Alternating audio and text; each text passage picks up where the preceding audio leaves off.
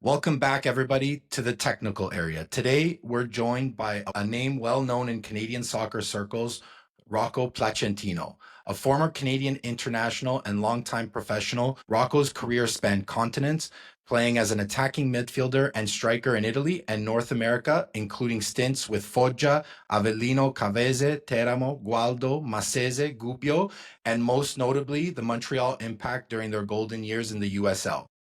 Capped by Canada at the senior level, Rocco brought a uniquely technical and tactical flair to the pitch, qualities that now define his approach off the field. Today, he serves as the sporting director at CS Saint-Laurent, a rapidly emerging powerhouse in Canadian youth football development. Under his watch, Saint Laurent has become a talent factory, producing professional level players like Ismael Kone, who starred for CF Montreal before earning a move to Watford in England and becoming a regular with Canadian men's national team, and Moises Bombito from Iowa to Colorado to Nice in France, and one of the first names on the team sheet for Canada. From his European playing days to his current work shaping the next generation of Canadian talent, Rocco brings decades of experience, passion, and vision to the beautiful game in Canada. Rocco, welcome to the technical area. Thank you for having me. It's a pleasure. Buddy, those are some serious jerseys you got in the background there, eh? Yeah, they're hopefully we'll have more coming next couple of years, but yeah, it's been a good I'm on my 13th year with Saint-Laurent, and I guess this is why we do it, right? You guys are involved in soccer, and for us in our club, it's a privilege to have kids from the province, from the city, just do their thing, right, and take it to a different level. And two incredible stories, and hopefully many more to come. Hey, you're like a little influencer too. I saw your recent partnership with was it the local barber or your hairdresser? He was giving you a nice little fade. You're like a local Montreal influencer Yeah, too, eh? it's Diego's daughter. She plays in our club, and he has like a barbershop. He's like, yeah, I want to do like a cool thing with you. I'm like, no problem. If it's a free haircut, I'll take it. Man. Hey, so I want to start talking about your rise in professional soccer. Talk to me about growing up in the province of Quebec and in the Montreal area, playing soccer, and how it all started to you. We just started this podcast not long ago. We have a lot of coaches who listen to us here locally in Ontario, a lot of young players, within the various clubs who follow us, a lot of people who are trying to be professionals from that youth perspective. So we like to, leverage our network. And this is why we do this technical area. We like to bring in people. We talked a lot about Ontario. We had Patrice Geyser from Halifax. We had Carmi Sacco from Vaughan Soccer Club. Luca himself is from Vaughan. But we thought bringing in somebody from a different province and seeing, comparing, talking about the issues, challenges, what works there, maybe in Quebec. So I wanted to start with kind of your rise and talk to us about how you became a pro, how the journey all started for you, and go from there. Well, I guess, Andrea, it's a bit like we're all in the same boat about this, right? Like we didn't have what kids have today, right? In terms of structure, in terms of having sporting directors, technical directors, paid coaches. It was raw talent, right? At the end of the day, I was fortunate enough to have both my older brother and my dad that were playing soccer every day, and then from a very young age, uh, I started loving the sport, and my brother taught me the ropes. On He was actually a better soccer player than I was, to be honest. He just had bad luck with injuries and stuff. But yeah, it is playing in the parks, endless hours every single day, and I grew up in a neighborhood that was pretty rough. A lot of Italians, Haitians, Africans, and now there's a lot of Muslim people that live in my area. I moved out from where I was, but a lot of Moroccans, Algerians, Tunisians. So like, what's crazy is we're so multi-ethnic. We're in Montreal, Quebec, where it's very raw. Yeah, so I took soccer very serious, and thanks to national team programs as a youth player, made me believe in becoming a pro soccer player, and I achieved that, right? And like I said, I was very lucky to have my parents, my brother, and my sister always tagging along for all my adventures, whether it was tournaments in Toronto, tournaments in Calgary. But let me tell you, you know this, Andrea, it was a lot harder for us in the past to have that pro pathway than it is today, right? I think that today the kids they have literally everything on a red carpet where we give them service, we give them the right structure, the right infrastructures compared to what we used to have, the gym floors, the gym arenas, like all those things are gone, right? So I think that we had it harder when we were younger, and that's why we came out the way we did, right? And I just feel that I was blessed to have parents that believed in my my pathway, and I did it for 12 years. And let me tell you, it was a roller coaster ride for sure. It was the best time of my life. I was gonna say a bit of an emotional roller coaster as well, because I think a lot of, and it's not the kid's fault, because when you're a kid you dream. I was the same way, you don't know any better. But I want to focus, like, I named off some of those teams where you played, Cavese, Teramo. Like, I think it was 10 different teams over the course of 10 years, right? So I think, explain to our listeners out there, and maybe like a lot of the youth people out there who listen to us, what it actually means to be a professional soccer player. And for every, I always think of Jonathan Osorio as an example, who has been, like, in Italian, you call it a bandiera, like a Totti, like somebody who stays with one club for almost his entire career. For every one of Jonathan Osorio's, I think there's, maybe 10 of, you or me out there who's like, just trying to earn a living, and you're going from club to club and living out of suitcases and packing, and I don't know if you were married at the time or whatever the case may be, but a lot of people, like when I played when I was young, a lot of the older guys, they would move to countries and cities, and then their families would stay back home, and they would see them every so often. So talk to me a bit about that roller coaster journey in Italy from team to team. Was like you said, it was trying to find myself, right? And at the end of the day, where was the better opportunity? I was always between second and third division and fourth division at the time, which was Chidue, which is now all one Serie A third division. And plus, and honestly, the experience of playing in different cities was phenomenal, because I got to learn different cultures of fans, right? And you know this for sure. But the south of Italy, when you're doing well, you can walk on the streets and you're God. But when you're not doing so well, it's better you stay in your apartment and you don't go out. So I lived with experiences on both ends, right? The reason why Give us the craziest story. Give us the craziest story. yeah, so I was playing with Cava di Terene, La Cavese, and we had a derby against Nocera, which is like literally 10 minutes away, not even, it's attached. And we played an away game in Nocera, and it was a very important game for both teams. And we ended up winning 2-0 away from home. And their fans let us out of their stadium at 3 in the morning. Like, we were stuck in their stadium. They had to get police from different regions, because, it's all small little frazioni, it's all little towns in Italy. Yeah. It was there was like 2,000-3,000 fans waiting outside. They want to like bomb our bus or whatever you want to call it. But it was so those were like crazy experiences. I also had a crazy experience where I played with Avellino, and it was a derby, Avellino against Naples. I was very young. I was 21 at the time, and I was in Tribuna. I wasn't playing, and that's the game where a fan from Naples jumped in the stadium, and he went through the sky roof, and he fell like 30 meters of concrete and died. Wow. It was chaos. Like, the fans on the field. Those are the bad parts of Serie C or Serie B. At the time, that was Serie B soccer. But then there's the good moments, right, where you play in front of 10,000 people or 7,000 people. That feels like it's like a million people, because they sing all game long. The choreography of all their banners and their strisciones are things that you can't imagine. And North America, we're starting to get that culture. We'll never be Europe, because they would all go to jail. That's for sure, the fans. But those are things I take away from those good moments and bad moments, right? The winning and the losing is something else too, but the actual fan experience, and when they say they have it in their DNA, they really do. And it's something I try and teach our kids here, my own kids, but even the club where I work, is if you want to go overseas, man, get ready, because it's not you playing PlayStation and no one's watching you. Right? It's like, Yeah. each and every day, it's an emotional roller coaster ride, in good and in bad, for sure. And shout out to Avellino back in Serie B this weekend, eh? Yeah, that's another crazy story.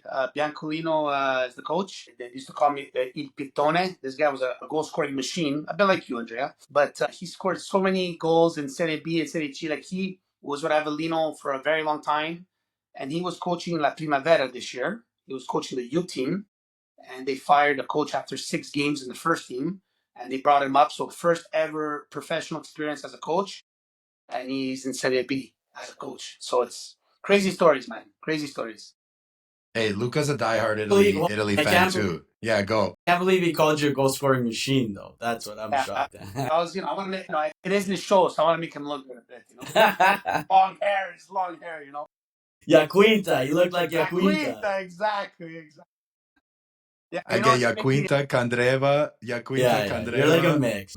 what's cool is that we both played for the same team in Italy, which is at different times, which is pretty cool. Perugia, right? Which is a huge club in Italy, very well known club. So that was pretty cool.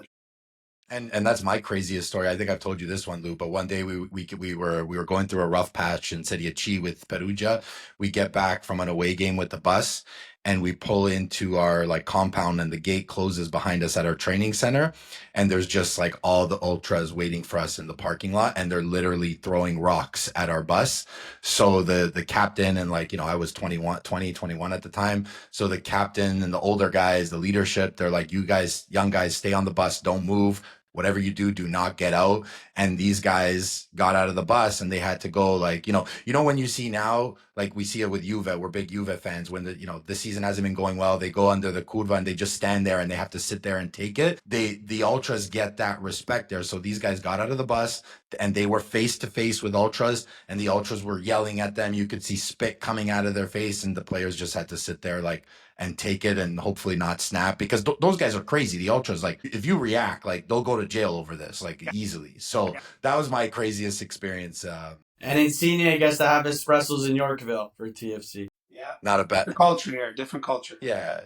And you can see why a lot of guys, want to come here too. Like you talk about Insigne, Messi going to Miami. Like I'm sure he's Messi, but there's stories where he can go walk around, go to the grocery store. People don't bother him as much as they bother, in Barcelona or Paris or it's wherever. Life there, right? Here it's just leisure. There it's life. Yeah. There it's a religion. It really is. Yeah. Rocco, talk to me a bit about your transition. So, soccer ended, or maybe before we do that, talk to me about, your time at the Impact, because the Impact, and they're doing a great job producing players, selling players off. Bologna is doing amazing. The parent club of Saputo as well, that just beat Inter over the weekend as well. Huge result, and Champions League last year. And are you in the East? Just stop now. You guys are Juventino, so let's not even get started. Luca's brother's an Interista, so we're used to the jawing back and forth. Talk to me about those days with the Impact, because the Impact has a long tradition of soccer in Canada, similar to the Whitecaps, and I guess being in Toronto, TFC gets a lot of attention. MLSE is a big company, but the history of soccer really sits in Canada a lot with Montreal and Vancouver in those USL days, the Whitecaps and the Impact. So talk to us a bit about that journey, playing in Montreal, being a Montreal guy and being able to play there, and what was so special about that. Yeah. So I was grateful to play for my own city, where you're born and raised. I think that for me was a dream come true. It wasn't MLS, but at the end of the day, USL was pretty competitive in those days. I did two seasons as a rookie in 2000, 2001 before I went back to Italy. And then in 2008, I came back home. And I was getting married in 2009. So I said, okay, you know what? Let's go to Montreal. Let's go back home. And they just had built a new stadium in 2008, and I was lucky enough to score the first ever goal in that stadium. And then I won the championship in 2009. We won the Voyageurs Cup, beating TFC in the finals. Played in front of 65,000 people against South Laguna in the quarterfinals as a USL team. I'm really grateful, and the Saputo family has done so much for this city, for this province, that if I'm here today with these jerseys and back, it's because of families like that. I think Joey Saputo put soccer Quebec on the map of Canada, and I couldn't thank them enough. And if I talk about as a fan, yeah, I'm not happy today because we want to win. I'm used to the Impact days where it was really, let's try and win championships. Let's try and finish first. Let's try and try and get as many trophies as possible. And right now they're going through a shift, and I don't think it's a bad shift. I think it's a shift that's going to take some time because they want to go more on developing young players and trying to right now the market is in Canada. They want to sell players. They want They want to sell players from whether it's Toronto, Vancouver, Montreal, CPL. And I think that, it's not a bad model because right now, a lot of eyes are on North American soccer and North American players. And, you look at the Alfonso Davies, you look at the Alistair Johnstons, you look at the Moise Bombitos, the Ismael Kones, so many of them, just to say. And so, yeah, they're on a shift in terms of what they're trying to do. It's going to take a bit of time, but I'm grateful. Honestly, the best time of my life winning a championship back home was just to celebrate with my friends and family, or to play in front of 65,000 people on my birthday against Santos Laguna in front of my mom, my dad, my sister, my brother, my wife.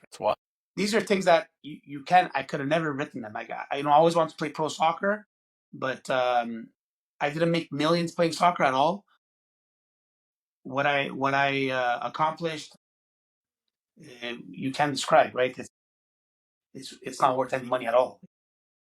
It's memories that I'm gonna bring with myself the rest of my life.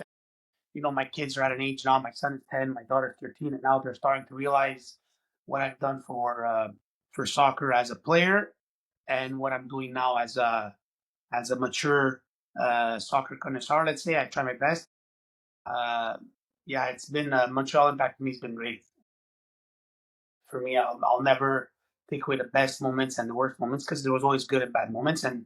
But I speak for myself in this, and I thank the Saputo family each and every day that I have this job today. I really believe it's because of people like them that soccer is as big as it is in our province. That's awesome. And so that's a good shift. Let's talk about your work now. You move from on field to off field, giving back to the community, and you're in this sporting director role at CS Saint-Laurent. Talk to us a bit about, what it is that you're building. What are the challenges of being off field versus on field? Maybe the biggest, what's been the biggest learning curve for you stepping off the field into, I know you started with coaching and now more of a sporting director role, but talk to us a bit about what it is that you're building and what have been the biggest challenges for you personally stepping off the field into this management role. Yeah, so when I retired in 2011, I always knew I wanted to work with kids, and this opportunity with Saint Laurent came about. I didn't even know what Saint Laurent was, to be honest. They were like they were like a Mickey Mouse club. It was like a recreational club, and this opportunity. Growing up, we used to always have battles with Lac Saint Louis Lakers. Yeah, that was the team. Those were our battles back in the day. That's the team from Montreal that I always remember. Yeah, so there was the Lakers, there was Concordia, there was Barassa, there was RDP National at the time. So there was Laval, Cancoran. There was so many good little. They were basically based in regions, and then clubs became clubs within regions.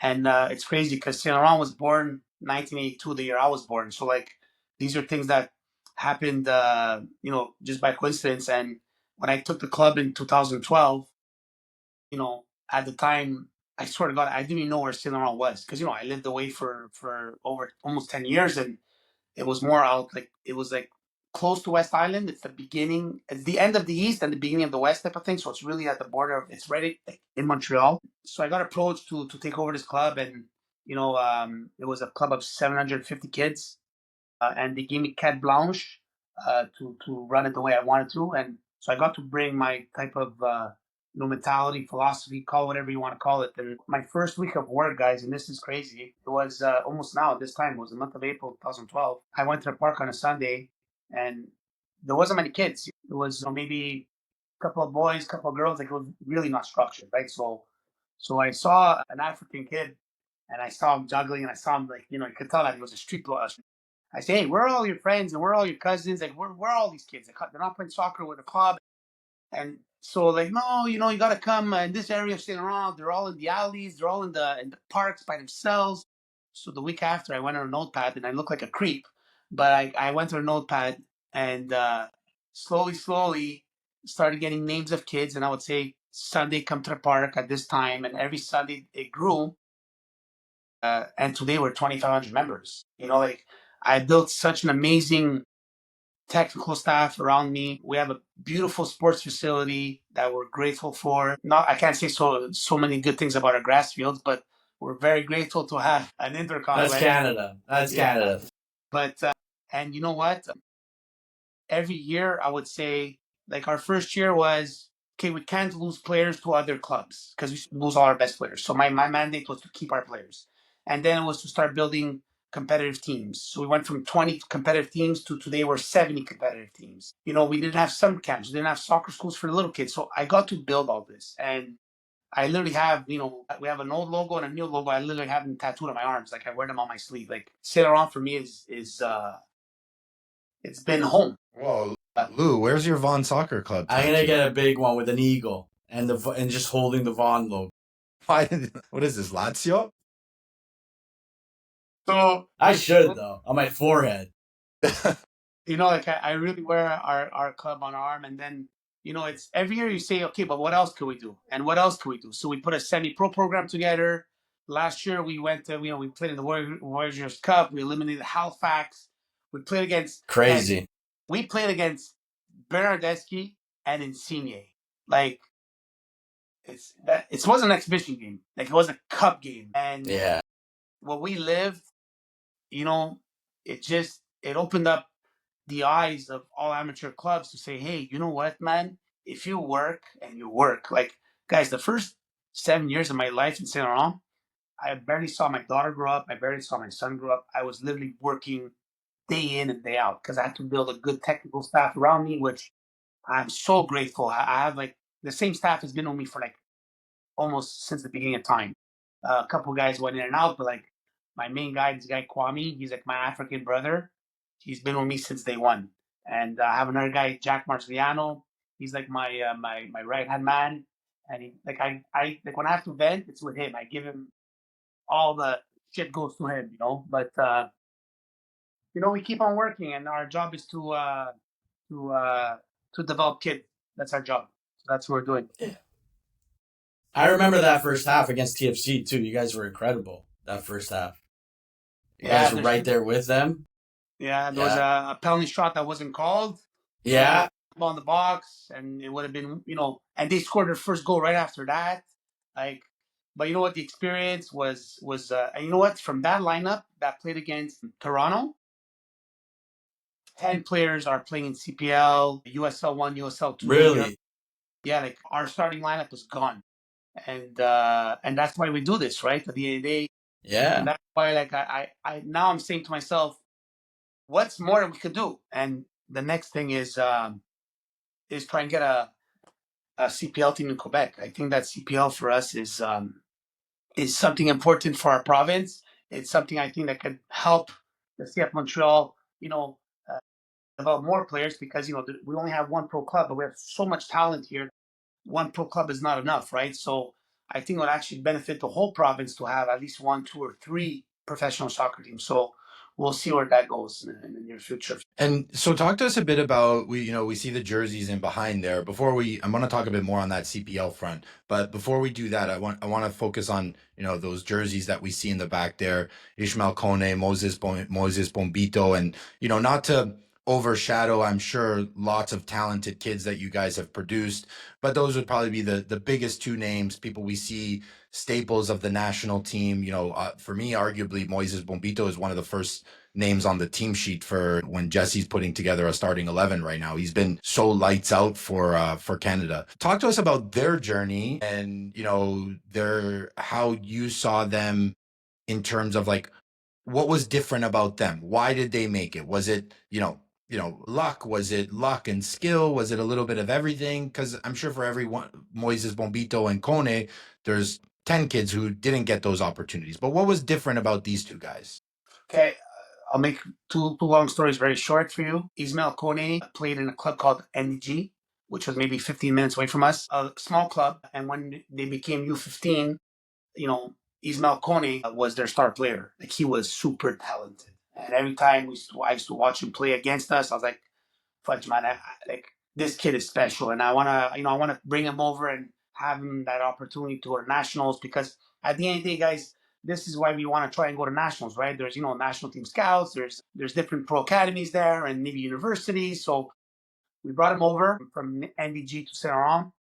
Great kid, a kid that grew up in Montreal, just him and his mom, and super talented. Like there's talent, and then there was Ismael. Like honestly, guys, and there's so many talented players, but he had like his passes were crisp. His vision was, he was just like tall boy, strong, fast, good off the ball.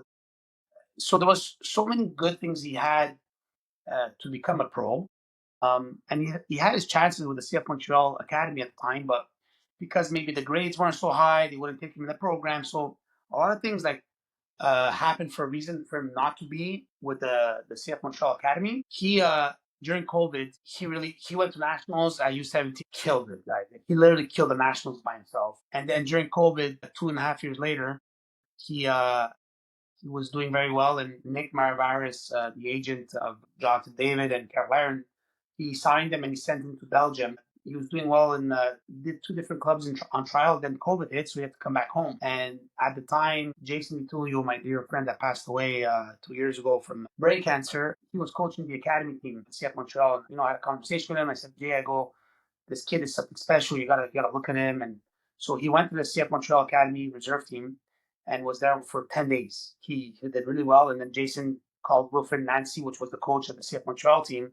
And they're very close. Jason was very close to Wilfred and said, you got to take this player, you got to work with him. And luckily, they were in a bubble in Florida. And he was with the pro team for like 4 months, 3.5 months, without a contract, just practicing with them. And it led him to get his first contract. Ed believed in the kid. He was very raw, didn't come from a professional environment, but had a lot of talent. And Wilfred was amazing with young players, like really good. He still is. And then in 6 months, he played in the first game with CF Montreal in the CONCACAF Champions League, scored a goal, started, and the rest was history. John Erdman fell in love with him. Like he played his first pro game in April. He was playing in the World Cup in December, guys. Like these are stories that you cannot make up. Yeah. One thing about Ismael Kone is that he would have been an amazing poker player because his stress level is like almost none. Like he has so poised as a person, sometimes too calm as a person, too nonchalant, but that's why he's where he's at today, right? He's like, I think going to Marseille was a huge jump for him because Marseille is like, throwing someone to the Wolves or to the Lions, but he's going to find himself and, he's at Rennes now and he's doing very well. Every time he plays with the national team, he does extremely well. So that's one story. So it's someone that was super duper talented. Whereas Moise grew up in Saint-Laurent. His first job was my summer camps, and I wanted to fire him every week. But Why? he used to clown around. He was young. He was like 15 years old, but such a good human being. Always had a smile on his face. And this is for all the kids out there. Work ethic is much more important than talent. And I say this because he knows this. The generation 2000, that's when he was born. That generation Saint-Laurent was our golden generation. It was super strong. And he was like maybe 18th or 19th player on that team. And he would go up to my coach Kwame and say, but where do I got to play? Because he used to be a right winger. So he used to be like, where do I got to play to earn more minutes? And our coach would say, well, maybe right back or left back is a position where you would find more minutes, right?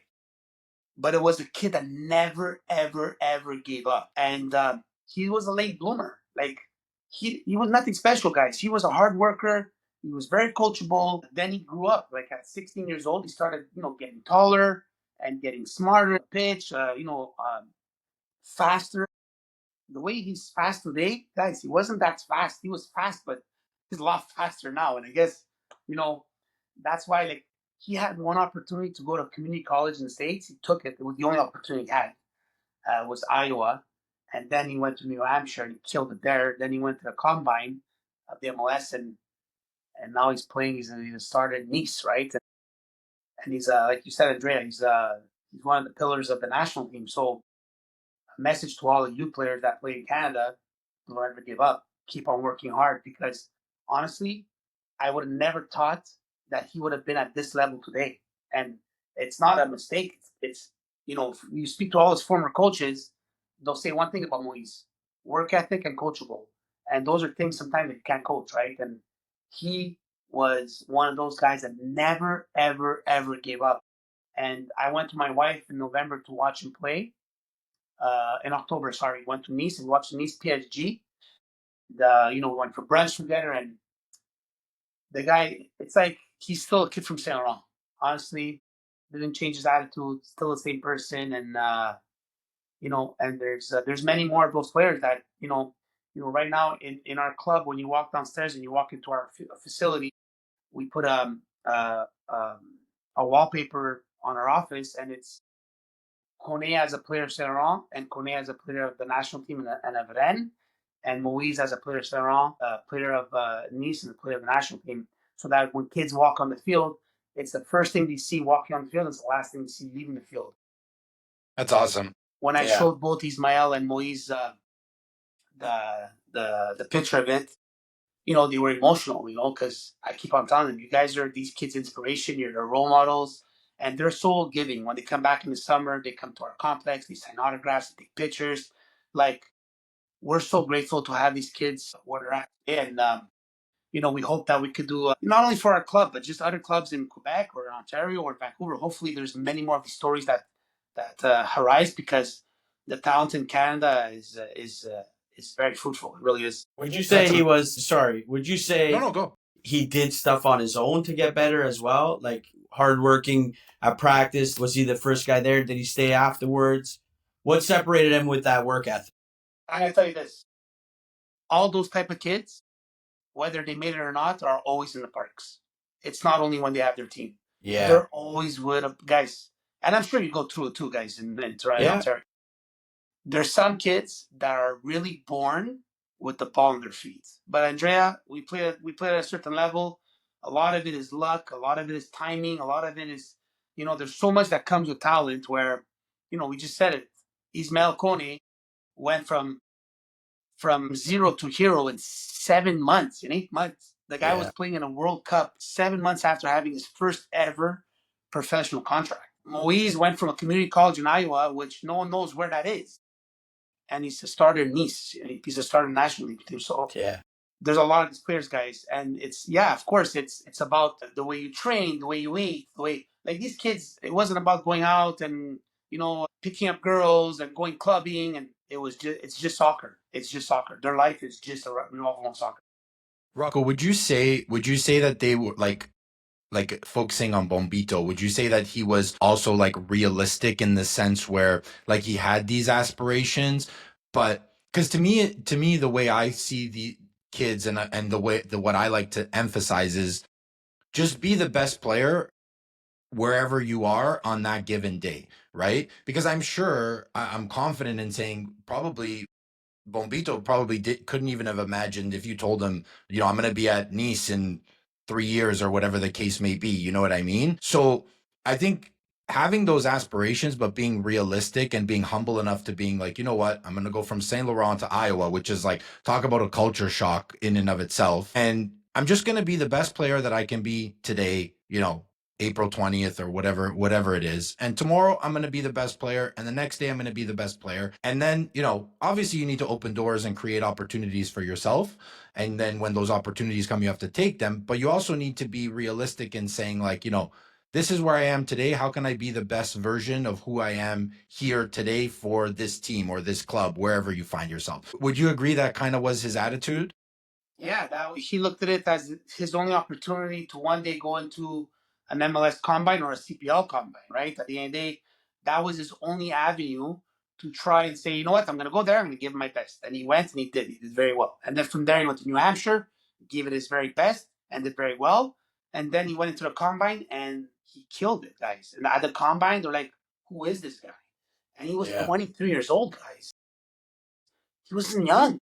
He wasn't young, guys. He was like, at 23 years old, it's either you're working somewhere or you're still in school or you're getting your first job, like at a high level. Like, at the end of the day, he wanted to play soccer and he was just trying to find different routes on how to make it happen. But like you said, Andrea, his focus was just to train and play every day. That was his focus. And at the end of the day, a mentality is super important, where some of these kids today, they say, I want to play for Barcelona. I want to play for PSG.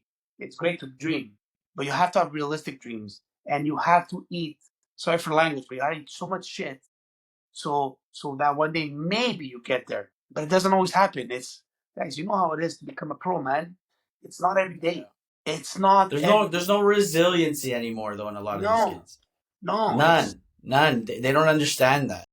And I tell you this, I was fortunate to have my parents that would take me to every park, every game, every practice with their car. These kids, that's not the reality, guys. Them, it's taking buses, getting lifts, walking, jogging, biking. That was their reality. Like, their reality was not ours. Like, for as many kids that today have that privilege of doing extra soccer academies or extra private sessions that are paid, these kids didn't have that. They didn't have that. It was themselves, man. They taught themselves, and all we did in Saint Laurent, and all we still do, is try and make them understand that you gotta work your tails off each and every day, and you still maybe won't make it one day. But if you work hard on the soccer field, and one day you don't become a professional soccer player, but you work hard, when you're in the workforce, you'll be able to work because you worked hard.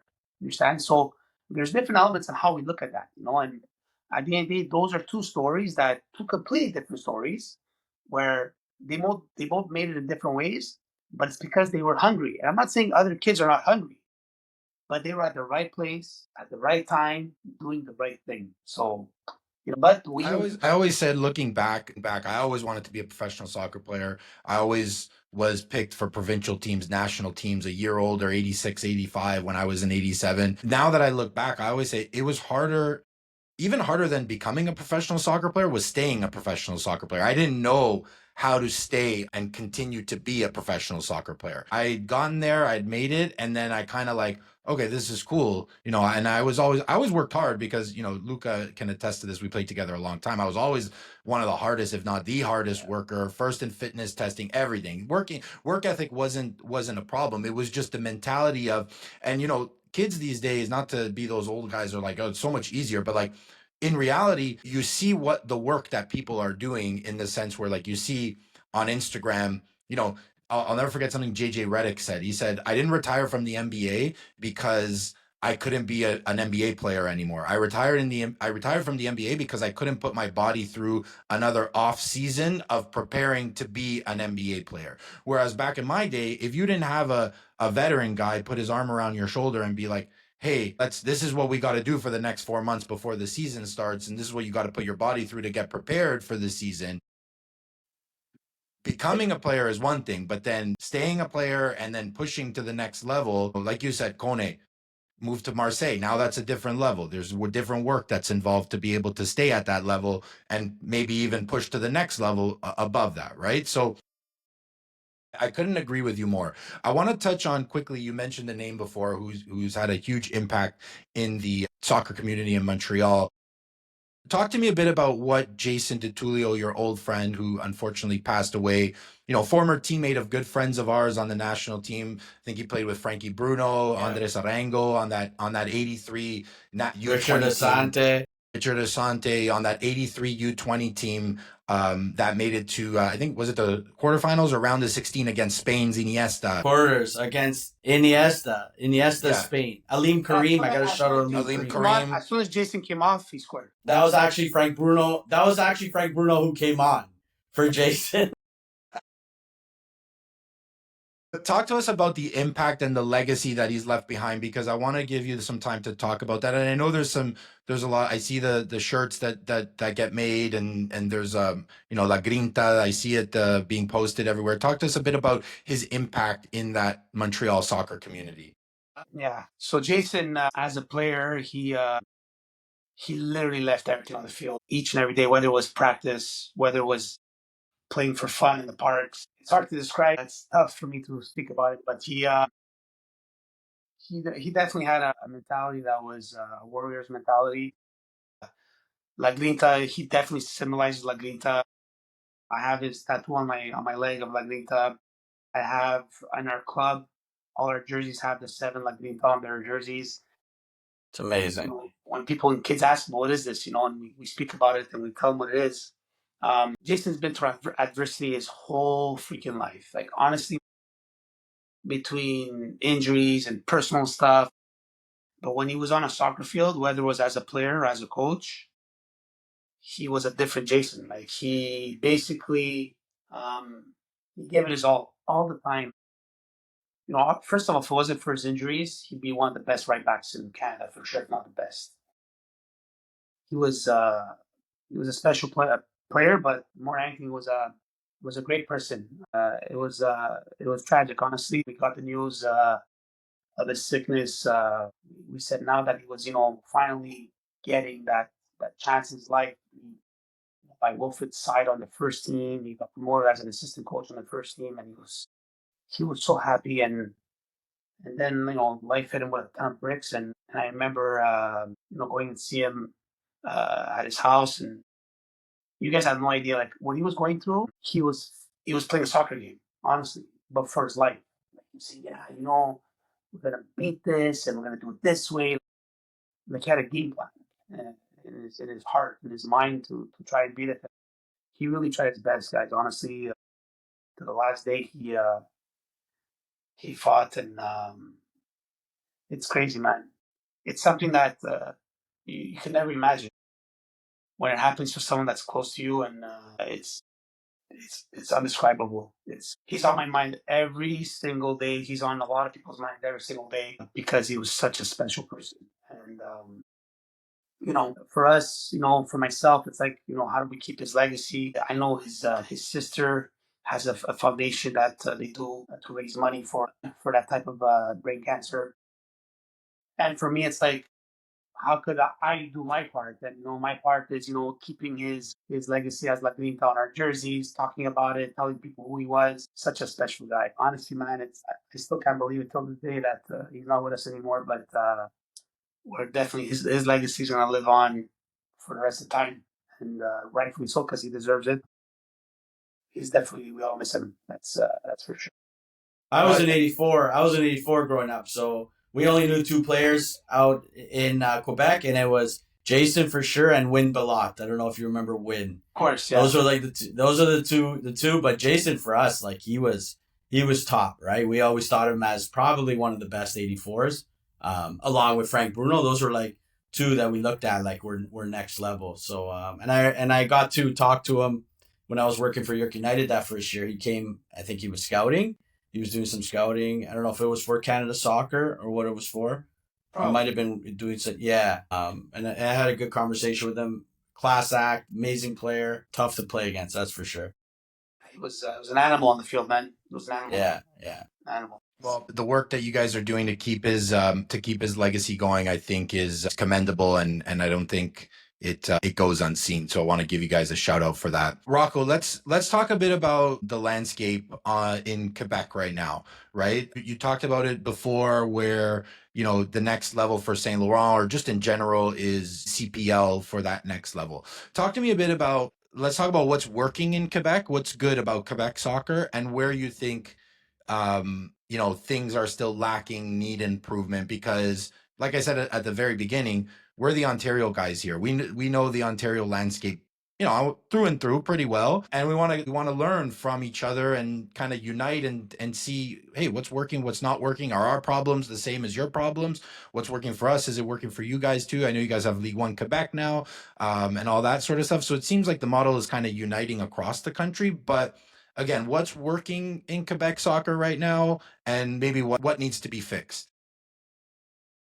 Very good questions. So I'll start with the positive. The positive is that there's an enormous amount of talent here on the boys and on the women's side. And right now the educators and the coaches are somewhat better than what we used to be in terms of, them getting the formations done, education done as a coach, as a mentor, as a role model and all that. I think is every club since the licensing program has been working a certain way to make things better.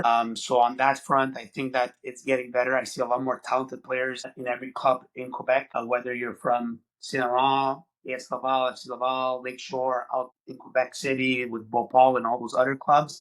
And the South Shore, there's a couple of good clubs also. Clubs are working very well. They're investing a lot of money with their personnel, their staff. And so I think on that end, it's getting better. What's not so much good here in Quebec, and this is my personal opinion, and I'm sure I'm going to piss off some people. Infrastructure. Yeah, we're here for it.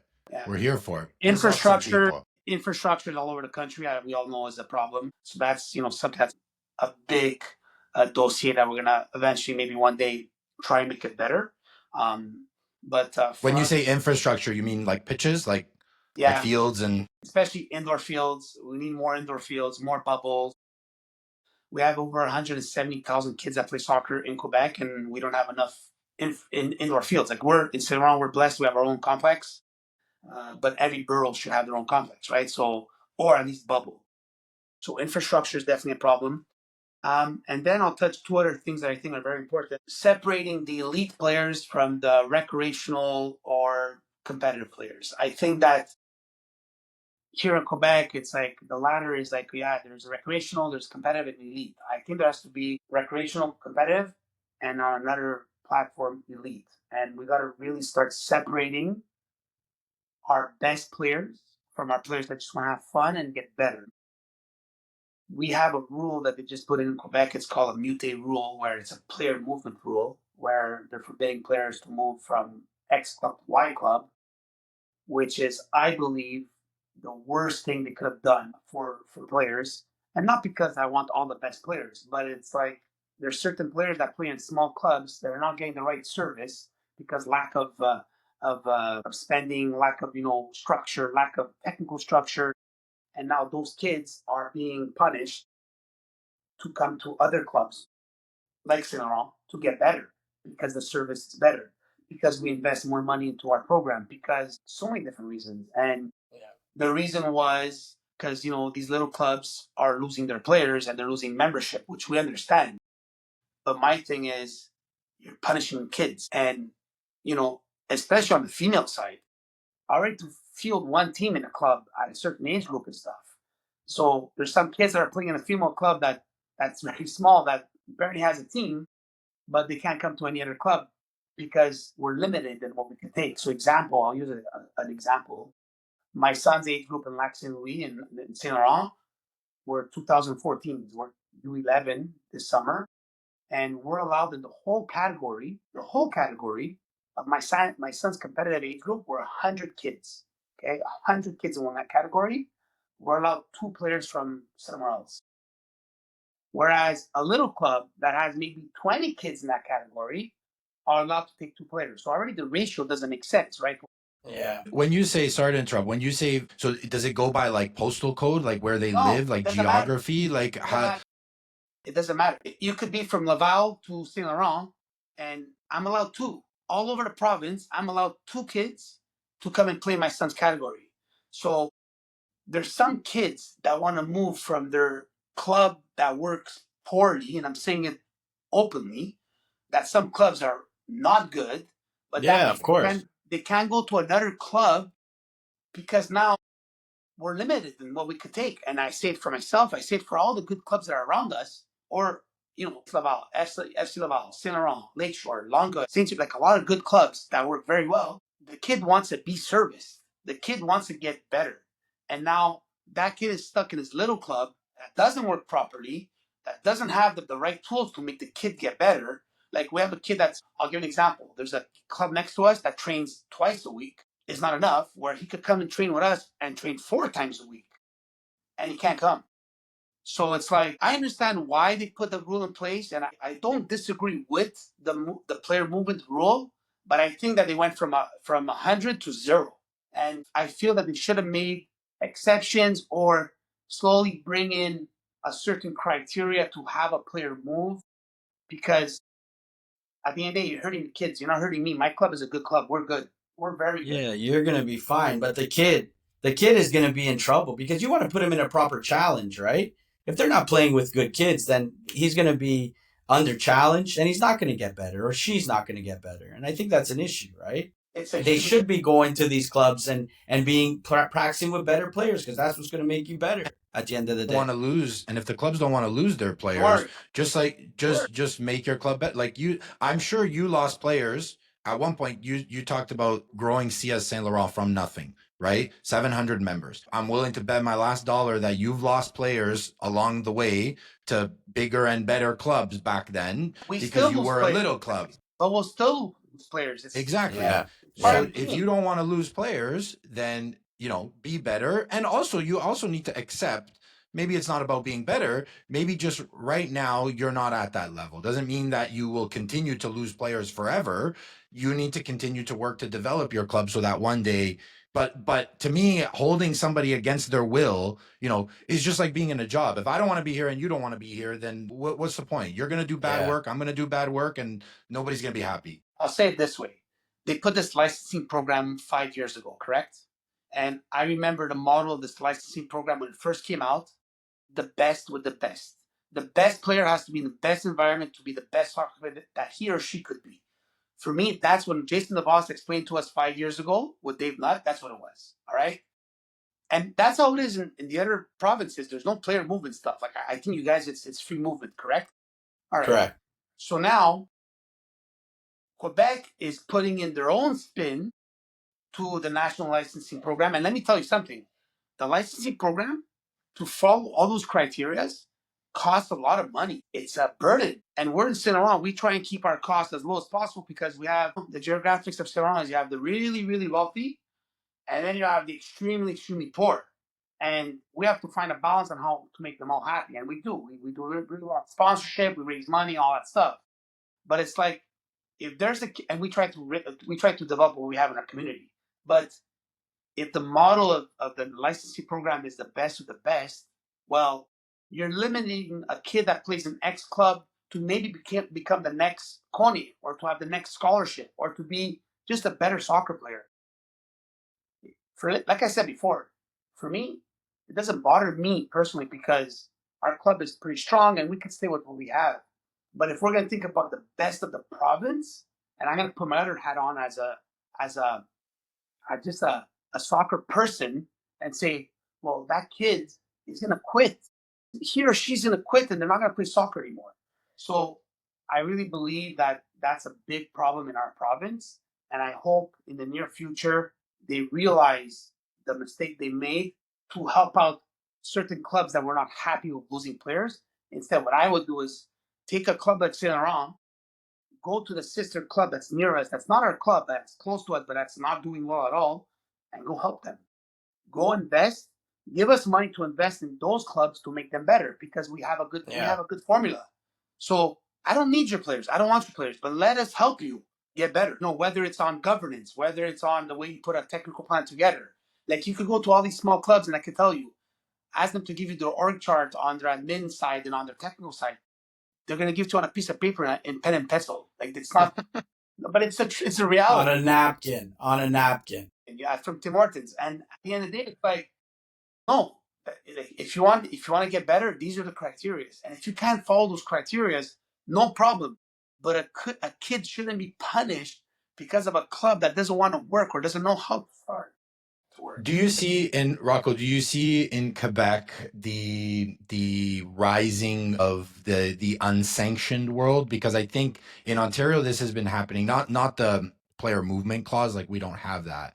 But a lot of this like elitism now has given rise to this basically like this underground unsanctioned soccer world where people are essentially putting together like, and Luca can talk to it better than I can, but like, they eliminated soccer games for kids at the very youngest age. So, to me, it's simple economics in the sense where these people were like, well, kids still want to play soccer games. Like that's fun. Playing in soccer games is fun. So this unsanctioned world was born where they're kind of operating under the radar, no governance, whatever the case may be. Do you see that happening in Quebec as well, or is that not yet there? Yeah, like you just said it. There's certain unsanctioned academies. There's a ton of them here, and it's for that purpose where they play more games. But you have to understand something: the fields in the summer and in the winter, the majority of the fields belong to the city. So the city's not going to give it to these private people, right? So they're going to have to, and they find ways on how to get fields and pay big bucks to have it in their academies, in their unsanctioned academies.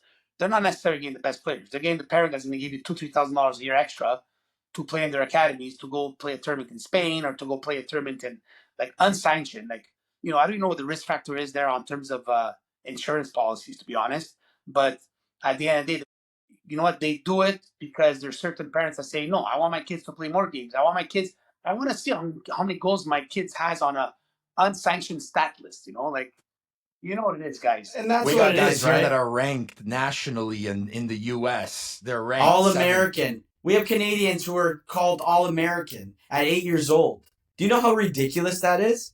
I can't even explain to you how ridiculous that is at 8 years old. And anyone listen to this, and I know someone will be listening to this, it's ridiculous. It's one of the dumbest things ever. You are not an All-American or All-Canadian at 8 years old.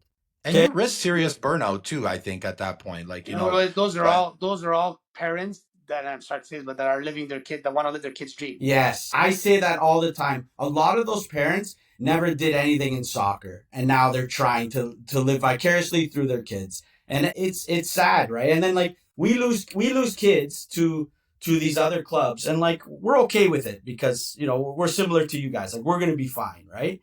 But it's just like, look at our track record of getting players to get scholarship, to go professional. And then they're going to these other places because they're saying, we're going to go to Italy for a trip, or we're going to go to Portugal. For what? We could send you at 9, 10 years old, but it's a waste of time and a waste of money. It's just there for an experience. If you want to go, take your family, go on vacation, go somewhere else. That's what you should do. Like, trust the history of these clubs that have produced these talents because we know what we're doing. Ultimately, those are things, guys, that unfortunately we can't control. And I tell parents all the time, like, you know what, you want to get an extra session or two a week, that's fine, because let's in the winter we go 3 times a week plus game, that's okay. But to start missing my training sessions or our games because you have an unsanctioned academy games, that it's FC Barcelona against PSG, that it's not really those clubs, it's like, okay, whatever. Like, you're not gonna tell a parent what to do, but it's like, I have my kid. My son's gonna come to our training sessions, and he plays hockey in the winter too, so he'll play hockey. But like, at the end of the day, if I want to give my son extra sessions, I'll go to one of my friends that has those private clinics, and I'll make him play. Mm-hmm.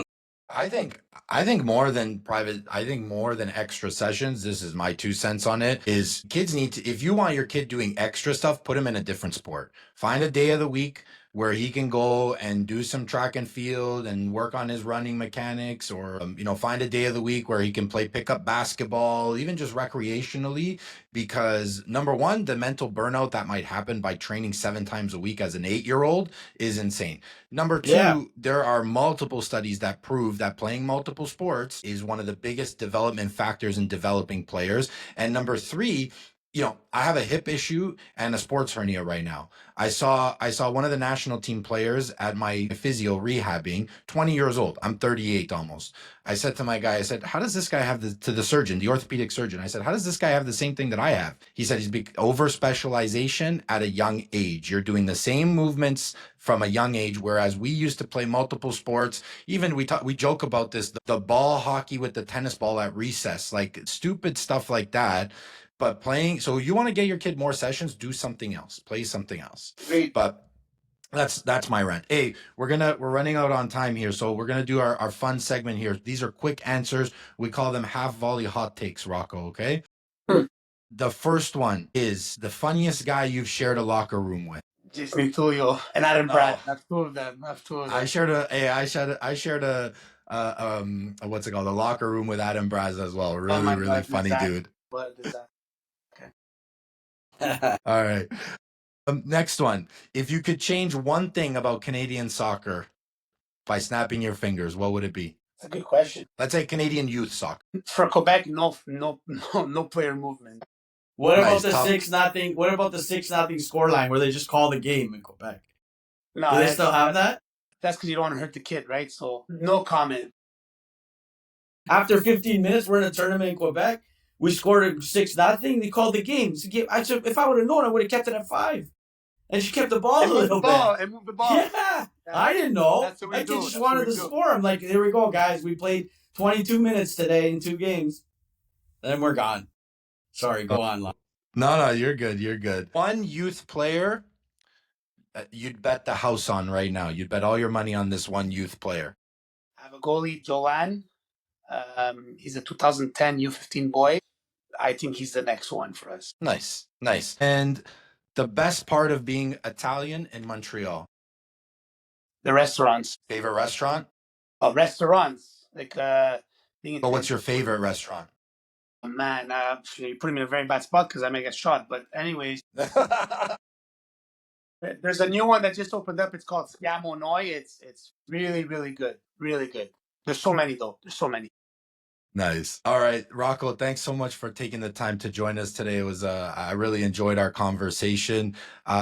Really grateful for you to spare your time to talk about all things Quebec soccer, your former career, your path to pro. Hopefully we can do it again later on this year because, I think we could have kept going for a long time talking about, youth soccer in Quebec and Ontario and the differences and the similarities. But we really appreciate you taking the time. For those listening, please make sure you subscribe, download, share your comments, DM us your questions. We appreciate you listening to us and taking time. Lou, any closing shout outs?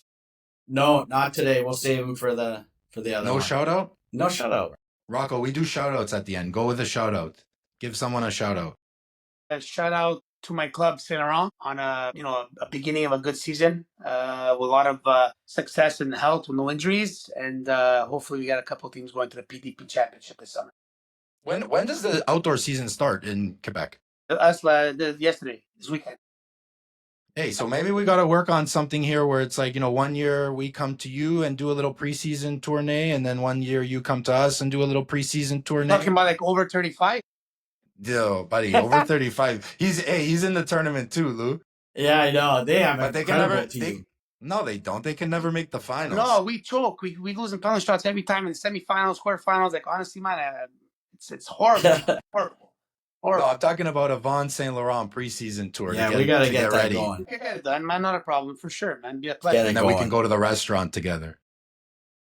No problem. All right, everyone. Thanks for taking the time. This is the technical area with Fantasy Poolies Footy Show. Until next time, catch you soon.